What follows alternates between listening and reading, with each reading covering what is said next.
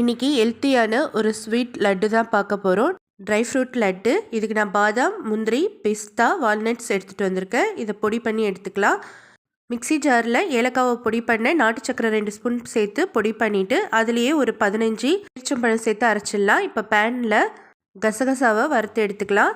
அதே பேனில் 3 table spoon நெய் விட்டுக்கலாம். நம்ம பொடி பண்ண பாதாம், முந்திரி, பிஸ்தா, வால்நட்ஸ், இது கூட பூசணி விதை சேர்த்துக்கிறேன். எல்லாத்தையும் நல்லா நெய்யில் வறுத்து எடுத்துகிட்டு பேரிச்சம்பழத்தையும் சேர்த்து நல்லா வறுத்து எடுத்துக்கிட்டு இது கொஞ்சம் நேரம் தட்டில் போட்டு ஆற வச்சுக்கலாம். நல்லா ஆறனதும் இதில் தேன் சேர்த்துட்டு நல்லா நம்ம லட்டு பிடிக்கிற அளவுக்கு நல்லா மிக்ஸ் பண்ணி விட்டுக்கலாம். இது மாதிரி அப்போ தான் லட்டு பிடிக்க வரும். இது ஆற ஆற இன்னும் நல்லா கெட்டியாக ஆகிடும். ரொம்ப ஹெல்த்தியான லட்டு ரெடி ஆகிடுச்சு. நான் மேலே கசகசா தூவிக்கிறேன்.